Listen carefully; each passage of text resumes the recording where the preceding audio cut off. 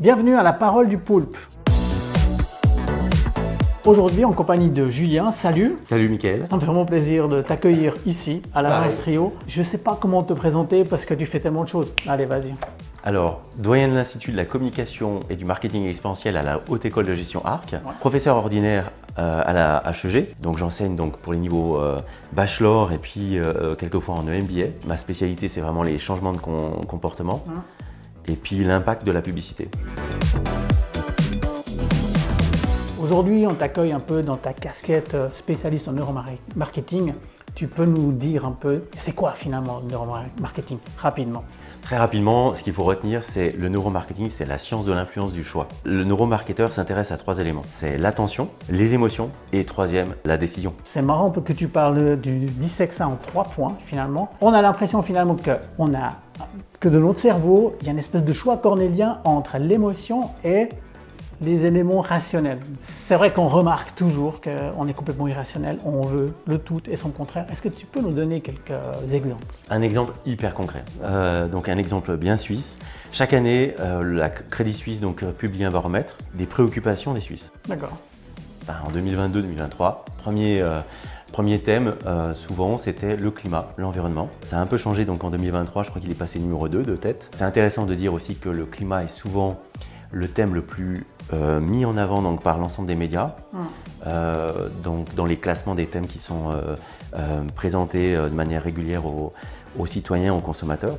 Et en fait, ce qui est intéressant, c'est que malgré que les personnes, dans le cadre de ce baromètre, expriment le fait d'être extrêmement de prêter attention vraiment à ce climat et à l'environnement comme source de préoccupation principale, la Suisse est un des premiers pays à consommer de l'ultra fast fashion.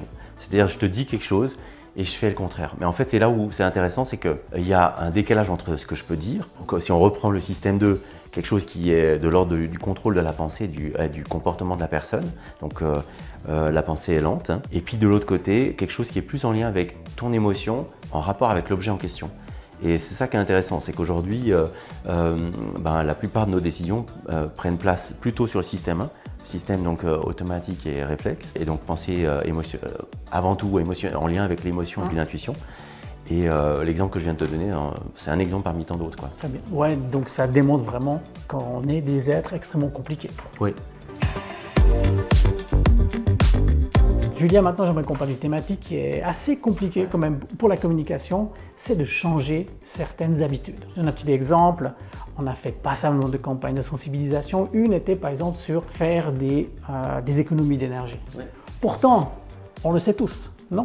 Qu'on doit en faire, absolument. Ouais. Et des choses extrêmement simples finalement. Aujourd'hui, éteindre une télévision, ne pas prendre un ascenseur et des éléments de ce type-là.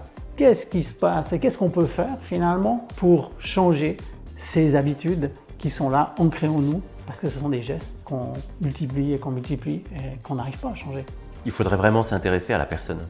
Vraiment s'intéresser à la personne, c'est comprendre, au-delà de simplement exécuter une étude, c'est comprendre comment la personne prend ses décisions par rapport à l'objet qui t'intéresse. Là, tu parlais d'économie d'énergie, mais qu'est-ce que concrètement les personnes font et qu'est-ce qu'ils estiment légitime de faire et jusqu'à quel point, de quelle profondeur de raisonnement sont-ils prêts à aller, sachant qu'on parle d'automatisme et des réflexes. En fait, le gros problème, c'est pas que les consommateurs ne disposent pas des bonnes informations. Au contraire, les sites internet sont extrêmement bien organisés, la mise en place des supports de communication qui accompagnent le site, d'une campagne et autres, tout est vraiment bien léché, bien pensé, mais ça suppose une chose, c'est que le consommateur prend ses décisions sur la base d'informations.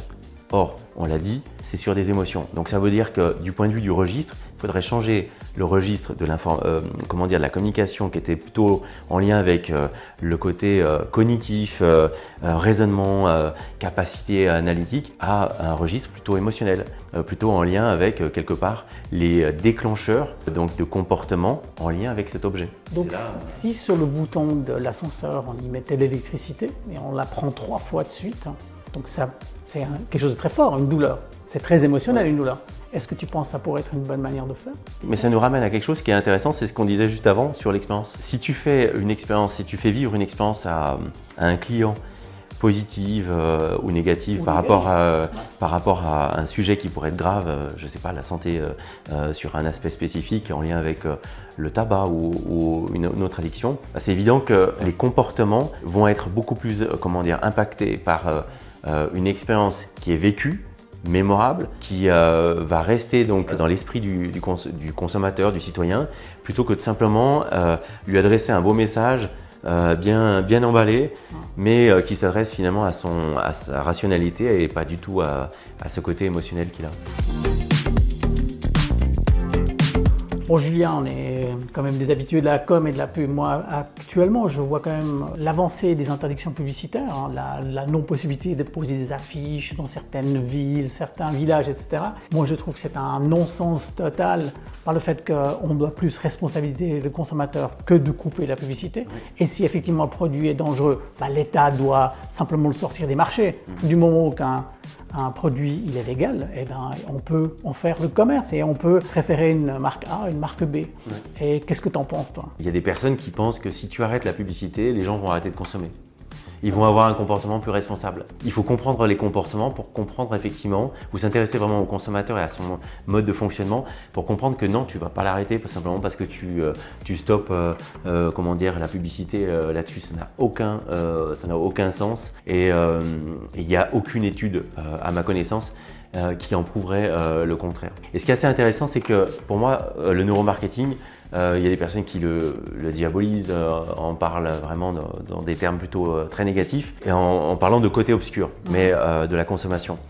Et moi, ça me ramène à un article fondateur du marketing qui était Marketing Myopia, de Theodore Levitt, je crois les années 50, 56 et autres. C'est un article hyper important pour le marketing. En gros, qu'est-ce qu'il dit cet article? Il dit qu'on doit arrêter de se focaliser sur le produit ou le service et on doit se focaliser sur le client. Et j'ai envie de dire que le neuromarketing, c'est exactement ça. C'est-à-dire, c'est s'intéresser aux consommateurs ou aux citoyens, si c'est une thématique citoyenne, comprendre son mode de fonctionnement en termes attentionnel, émotionnel et décisionnel.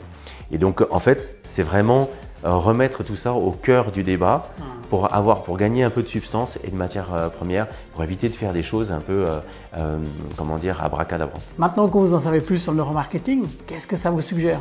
Donnez-moi vos commentaires. Ça vous crispe? Ça vous passionne? À bientôt.